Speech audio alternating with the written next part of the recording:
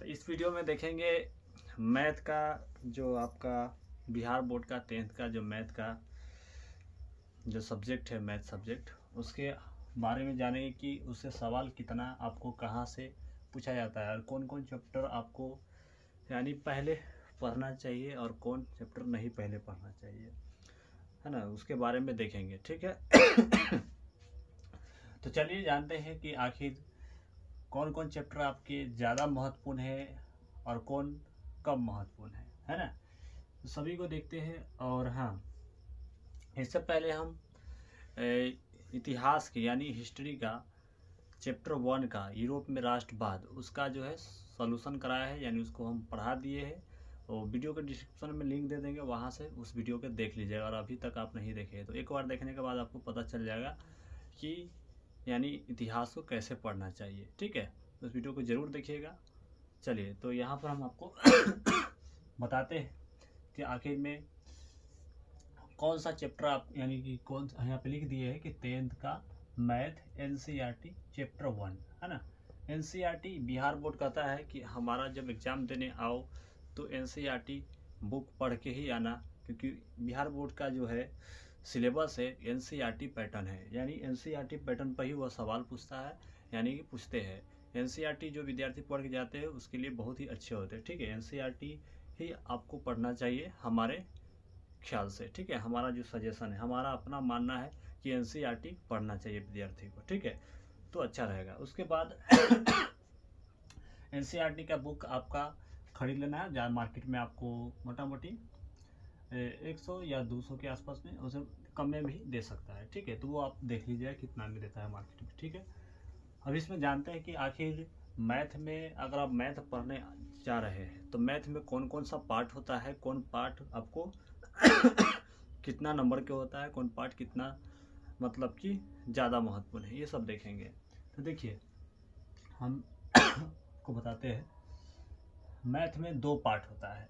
Math की 2 part होता है, MATH। मैथ के 2 पार्ट है। ठीक है, एक पार्ट में आपको ऑब्जेक्टिव पूछा जाता है। ऑब्जेक्टिव ध्यान से देखिएगा। देखिए, कोई भी चीज़ को पढ़ने से पहले आप उसको बारे में जानना पड़ेगा। अगर जान जाते हैं तो आपको अच्छा रहेगा, आपको पता रहेगा, आइडिया रहेगा कि आखिर में कौन से कितना क्वेश्चन पूछता है। ये ज़रूरी है जानना। अगर आप जानेंगे ही नहीं तो आप कैसे पढ़िएगा, कैसे तैयारी कीजिएगा, है ना। तो वो जान लीजिए पहले, सबसे पहले। तो ये ऑब्जेक्टिव हो गया। ठीक है, और यहाँ पे आपको सब्जेक्टिव हो गया। अब सब्जेक्टिव में 2 पार्ट होता है। सब्जेक्टिव में यानी कि 2 पार्ट होता है सब्जेक्टिव में। ऑब्जेक्टिव में 1 पार्ट ही रहेगा और सब्जेक्टिव में 2 पार्ट होता है। अब 2 पार्ट में 2 तरह के सवाल होता है। एक 2 मार्क्स की सवाल पूछा जाता है और 5 मार्क्स की सवाल पूछा जाता है। ठीक है, 5 मार्क्स की सवाल पूछा जाता है।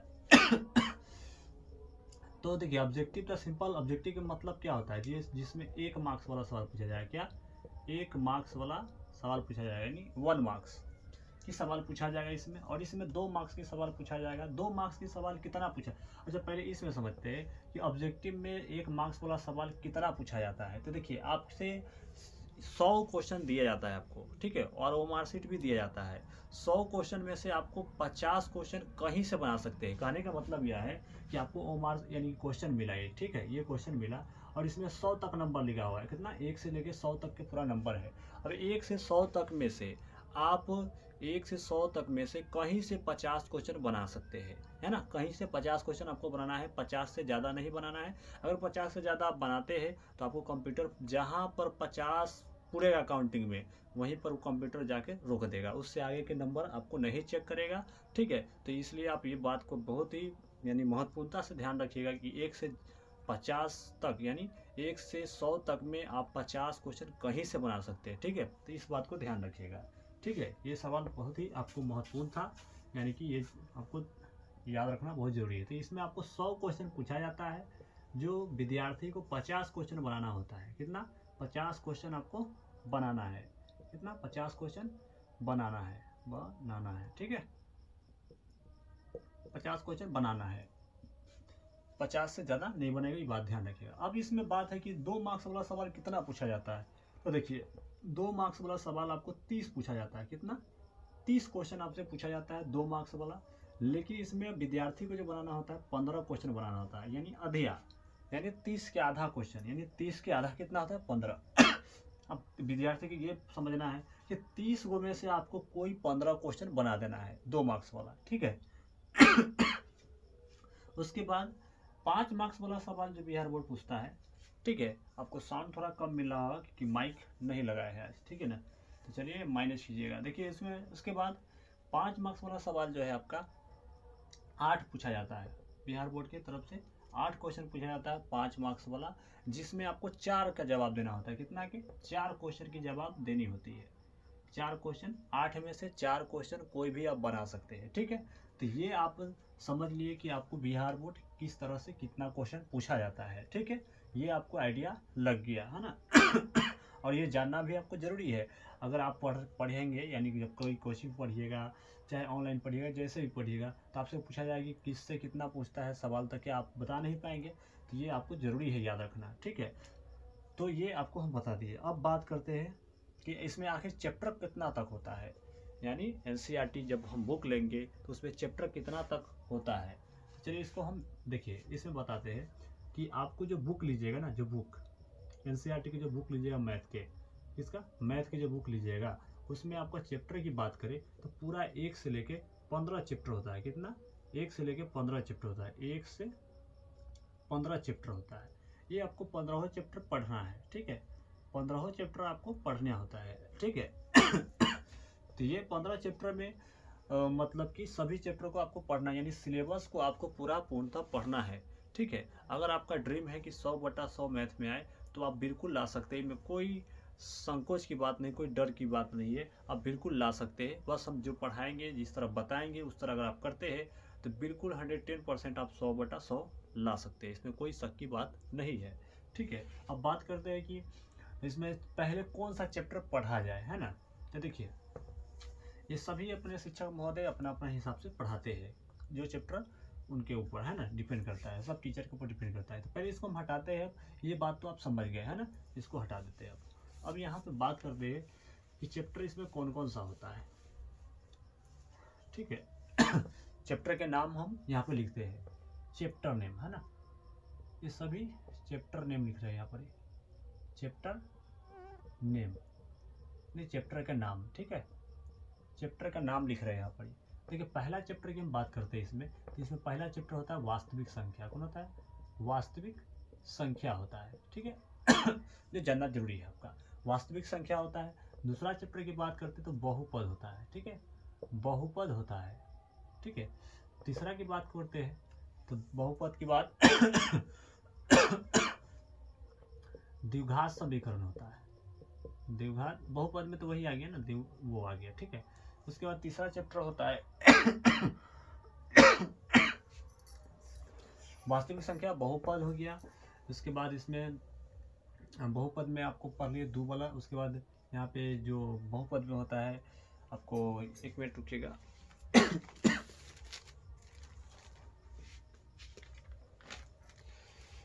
बहुपद हो गया। उसके बाद 2 चर वाला रैखिक समीकरण होता है ना, 2 चर वाला रैखिक समीकरण। देखिए हमारे पास यहाँ पे एक बुक है, यहाँ पे आप देख सकते हैं ये वाला, इसमें आप लोग ऐसा खरीदवाएंगे, आपको टेंशन नहीं लीजिए, है ना। 2 चर वाला रैखिक समीकरण होता है ना, 2 चर वाले रैखिक समीकरण, ठीक है, ये चैप्टर होता है। उसके बाद चौथा में द्विघात समीकरण होता है, द्विघात समीकरण। पांचवा में होता है समांतर श्रेणी, ठीक है, समांतर श्रेणी होता है, ठीक है। समांतर श्रेणी के बाद छठा में होता है त्रिभुज चैप्टर होता है, आपको पढ़ना है ना, त्रिभुज चैप्टर। सातवां में होता है निर्देशांक ज्यामिति, निर्देशांक ज्यामिति पढ़ना होता है। आठवां में आपका हो जाता है त्रिकोणमिति हो जाता है, त्रिकोणमिति चैप्टर पढ़ना पड़ता है ना। और सतमा में बात करते हैं, ध्यान से देखिएगा, ये सभी क्वेश्चन बिल्कुल ध्यान से देखिएगा, कौन चैप्टर को ज़्यादा पढ़ना चाहिए, है ना। अब देखिए ये हो गया त्रिकोणमिति की बात, है ना, त्रिकोणमिति। और 9वां चैप्टर जो है आपका ऊंचाई एवं दूरी होता है। क्या होता है? ऊंचाई, देखिए ऊंचाई एवं दूरी, ऊंचाई ऊंचाई एवं दूरी होता है। और 10वां चैप्टर की बात करते हैं तो ये होता है वृत्त चैप्टर। क्या होता है? वृत्त चैप्टर होता है। और 11वां में होता है एक मिनट रुकिएगा। 11वां में आपका होता है रचना। क्या होता है? रचना होता है, रचनाएं।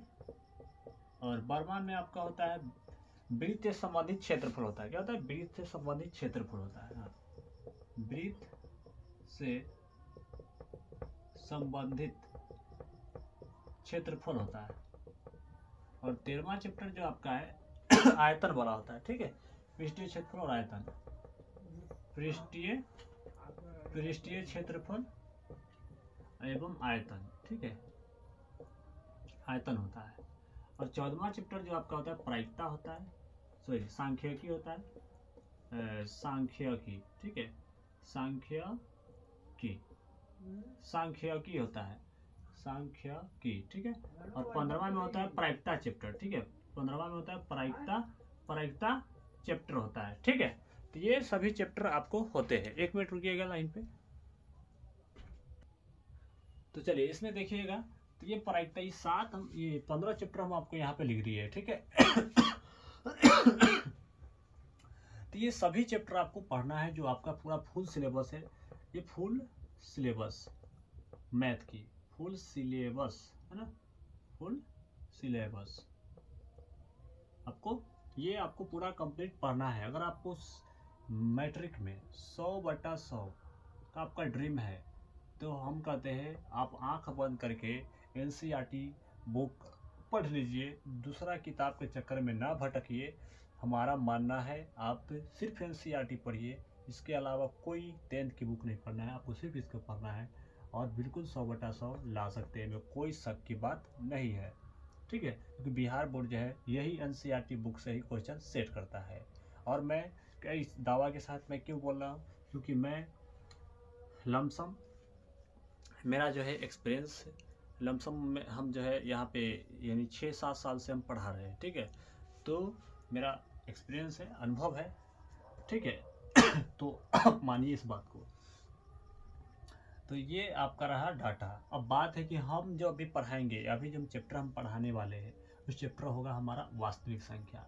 हम यहाँ से चैप्टर को उठाएंगे, जो जो आपके लिए महत्वपूर्ण चैप्टर होगा उसी चैप्टर को मैं पहले पढ़ाऊँगा। ठीक है, जो चैप्टर आपको लास्ट में पढ़ना चाहिए, कौन चैप्टर लास्ट में पढ़ना चाहिए, कौन चैप्टर शुरू में पढ़ना चाहिए, आपको वही आपको आइडिया होना चाहिए। तो उसी को हम देखते हुए जो आपके लिए ज़्यादा पहले ज़रूरी होगा उसको पहले पढ़ाएंगे। जो चैप्टर आपको लास्ट में पढ़ना चाहिए, जो एग्ज़ाम के यानी एग्ज़ाम के कुछ 2-3 महीना बचा रहे तब पढ़ना चाहिए, तो उस चैप्टर को उस वक्त हम पढ़ाएंगे। ठीक है, तो आप अगर मेरे अनुसार आप पढ़ते हैं तो बिल्कुल 100/100 ला सकते हैं, इनमें कोई शक की बात नहीं है। और बात यह है कि कुछ विद्यार्थी के मतलब कि कहना है कि क्या सिर्फ ऑनलाइन पढ़ सकते हैं, क्या ऑफलाइन पढ़े कि नहीं पढ़े, यानी ऑफलाइन कोचिंग पढ़े कि नहीं पढ़े। तो देखिए, हम कहेंगे कि 100% आप ऑफलाइन भी कोचिंग पढ़िए, यानी कोचिंग आपको जाना है, या जहाँ भी आप कोचिंग पढ़ते हैं तो आपको जाना है, इसमें कोई दिक्कत नहीं, 100% आपको कोचिंग जाना है।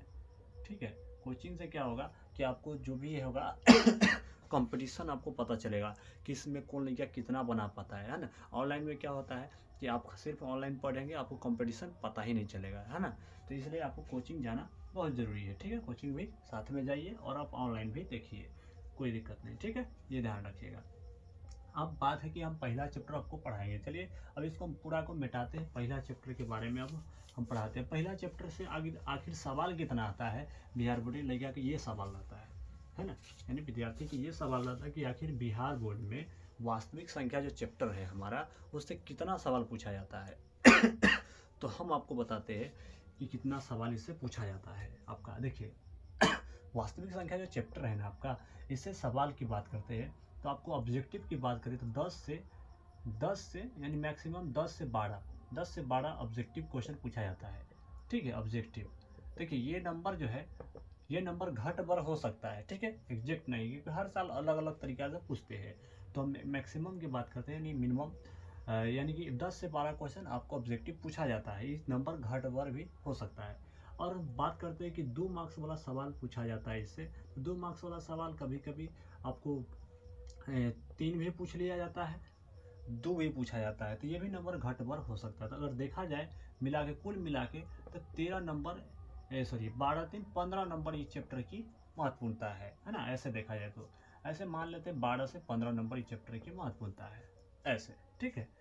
पूरा 2 नंबर मिला के और 1 नंबर मिला के, ठीक है। 2 मार्क्स वाला सब्जेक्टिव हो गया और ये आपका ऑब्जेक्टिव हो गया। इस चैप्टर से आपका 5 मार्क्स वाला सवाल नहीं पूछा जाता है, ठीक है। तो वो बिहार बोर्ड के ऊपर ऐसे डिपेंड करता है, ठीक है। चलिए, तो ये बात आप समझ गए, तो इस चैप्टर की महत्वपूर्णता भी आप समझ चुके हैं। अब चलिए इस चैप्टर को हम शुरू करते हैं। आपके सामने यहाँ पे लिखते हैं वास्तविक संख्या। क्या लिखते हैं? वास्तविक संख्या, ठीक है, वास्तविक संख्या। अब देखिए वास्तविक संख्या यहाँ पे हम आपको लिख दिए, ठीक है। अब वास्तविक संख्या में पहले आपको किसके बारे में पढ़ना है? देखिए वास्तविक संख्या में हम बात करते हैं तो आप छठा, सतवां, आठवां इस सब में पढ़े होइएगा, नौवां में भी पढ़ाया गया होगा आपको कि देखिए अगर हम आपसे पूछे कि वास्तविक संख्या में अगर हम आपसे पूछे कि प्राकृत संख्या किसे बोलते हैं, ठीक है। आपसे अगर हम पूछे कि प्राकृत संख्या किसे कहते हैं, तो देखिए अगर आपको पूछा जाए तो देखिए प्राकृत संख्या आप बताइएगा कि अगर हम बोले कि कोई भी सामान आप दुकान में लेने जाते हैं, कोई भी सामान अगर आप दुकान में लेने जाते हैं तो दुकानदार से आप क्या कहते हैं? दुकानदार से आप बोलते हैं कि मुझे एक कलम दीजिए या मुझे 2 कॉपी दीजिए, है ना। इस तरह बोलते हैं दुकानदार से। क्या दुकानदार को आप कभी बोले हैं कि मुझे 0 कॉपी दीजिए, क्या 0 मतलब कि कलम दीजिए? क्या कभी दुकानदार से आप बोले हैं? नहीं बोले हैं, है ना। जब भी आप कोई भी यानी कोई भी चीज़ लेने जाते हैं तो आप वहाँ पे कोई ना कोई नंबर के यूज करते हैं, कोई ना कोई संख्या के यूज करते हैं। तो वहाँ पर क्या है, जो संख्या के आप यूज करते हैं अपने दैनिक जीवन में, वो संख्या क्या है? प्राकृत संख्या है। तो प्राकृत संख्या की अगर आपसे पूछा जाए कि परिभाषा क्या है, तो आप बोलिएगा कि गिनती में प्रयुक्त होने वाला संख्या प्राकृत संख्या कहलाती है। क्या कहिएगा?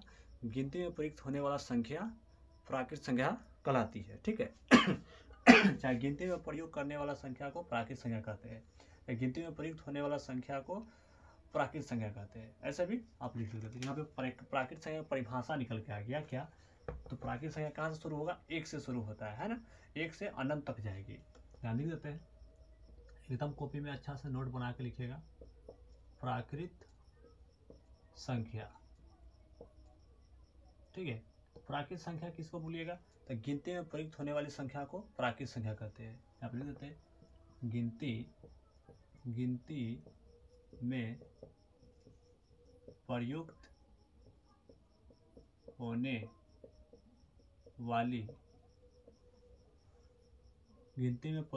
वाली संख्या, गिनती में प्रयुक्त होने वाला संख्या, होने वाली नहीं, होने वाला, गिनती में प्रयुक्त होने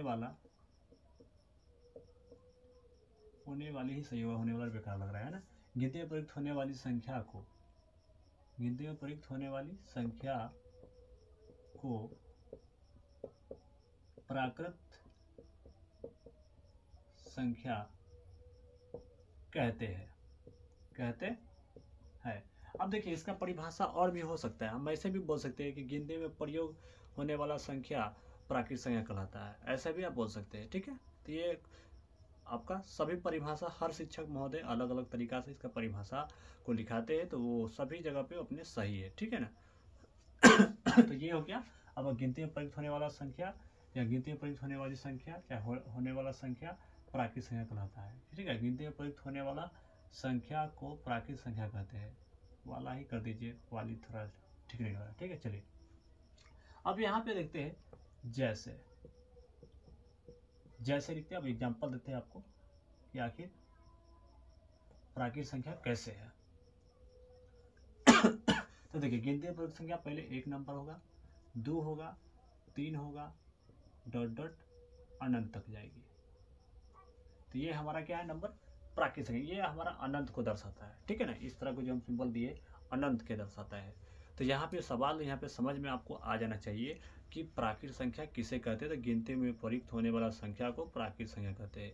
गिनती में प्रयुक्त होने वाला संख्या को प्राकृत संख्या कहते हैं। ये बात आप ध्यान रखिएगा, ठीक है। उसके बाद हम आपको बताते हैं ये तो आप बात समझ गए। अब यहाँ से सवाल क्या पूछता है कि सबसे छोटी प्राकृत संख्या क्या है ना। तो सबसे छोटी प्राकृत संख्या अगर आप देखा जाए तो यहाँ पे 1 है ना, सबसे छोटी प्राकृत संख्या। तो यहाँ पे लिख देते हैं सबसे छोटी प्राकृत संख्या। सबसे छोटी प्राकृत संख्या क्या हो जाएगा, 1 हो जाएगा। अच्छा, आपसे पूछा जाए कि सबसे बड़ी प्राकृत संख्या क्या है, तो देखिए सबसे बड़ी प्राकृत संख्या की बात करें, सबसे बड़ी प्राकृत संख्या, सबसे बड़ी प्राकृत संख्या, देखिए सबसे बड़ी प्राकृत संख्या जो है वो अनंत है। क्या है, अनंत है। आपसे अगर पूछे कोई सबसे बड़ी प्राकृत संख्या क्या है तो अनंत है। अब एक सवाल और पूछता है कि प्रथम n प्राकृत संख्या का योग के फॉर्मूला क्या होगा, ये भी पूछ लेते हैं आपसे एग्जाम में कि प्रथम n प्राकृत संख्या का योग। तो देखिए इसका फॉर्मूला होता है n इंटू n+1 बटा में 2। देखिए यहाँ पे लिखे है, यहाँ पे कोना में देखिए थोड़ा ध्यान से बोल देते हैं, n इंटू यानी n इंटू n+1/2 यानी n इंटू n+1 बटा 2। इंटू का मतलब है गुना, समझ गए ना, ये बात ध्यान रखिएगा। तो ये इस तरह के सवाल आपसे पूछा जाता है। अब आपसे सवाल एग्जामिनर क्या पूछता है, ऐसे पूछता है, दे देता है आपसे, आपको कहा जाता है कि बताइए कि 50 यानी ऐसे पूछेगा कि प्रथम 50 प्राकृत संख्या का, बोलेगा कि प्रथम 50 प्राकृत संख्या का योग क्या है, चाहे क्या होगा, चाहे योग है, इस तरह के पूछेगा सवाल। तो बताइए सवाल को कैसे बनाइएगा। ये देखिए सिंपल है, आपको जो बोला है ना 50 प्राकृत संख्या का फॉर्मूला क्या अभी सिखाया है कि प्रथम n प्राकृत संख्या का योग का n इंटू n+1। ठीक है, तो क्या करिएगा, सीधा n के जगह पे आपको रखना है फॉर्मूला। देखिए प्रथम प्राकृत संख्या का योग का फॉर्मूला होता है n इंटू n+1/2 यानी y मतलब 2 यानी बटा 2। n के जगह पे कितना लिखना है, 50 लिखना है। n जहाँ n है वहाँ पे कितना लिखना है, 50 लिखना है। n के जगह पे कितना लिखना है, 50 लिखना है। प्लस है तो प्लस, 1 है तो 1 लिख दीजिए, अब बटा में 2 लिखिए। ठीक है, पहले यहाँ पे यानी कोष्टक वाला काम कर लीजिए। कोष्टक वाला करिए तो 50 को लिख दीजिए 50, और यहाँ पे देखिए कुछ भी यहाँ पे नहीं तो गुना है ना, तो गुना लगा दीजिए। 50 और 1 कितना होता है, 51 होता है, बटा में 2। 2 से इसको कटा लीजिए, कितना कट जाएगा, 25 मरते में कटेगा। अब 21 से गुना कर लीजिए 50 में सॉरी 51 में। 25 से 51 में गुना करिए, कितना आ जाएगा, जल्दी से गुना करिए। तो देखिए ऐसे गुना हम कर लेते हैं, देखिए कैसे गुना करिएगा। देखिए यहाँ पे आप लिख लीजिए 25, यहाँ पे लिख लीजिए 51 और गुना कर लीजिए। इस तरह से कर लीजिए गुना, है ना। अगर आपको गुना नहीं आता है तो इस तरह गुना करिएगा। ऐसे गुना तो सीखे होइएगा ना, बिल्कुल सीखे होइएगा। अगर आपको जोड़ घट, देखिए अगर आपको जोड़ घटाव गुना भाग एलसीएम मौसा, है ना, भिन्न के जोड़, भिन्न के घटाव, भिन्न के गुना, भिन्न के भाग, वर्गमूल, घनमूल, दशमलव के जोड़ घटाव भाग, ये सब नहीं आता है तो आप लोग कमेंट करके बताइएगा, उस पर भी हम आपको वीडियो बना देंगे। कि आपको मैथ से डरना नहीं है, मैथ से आपको बिल्कुल समझ में आएगा। आप टेंशन एकदम फ्री माइंड से पढ़िए। गुना करिए, 25 25 कितना होता है, 125।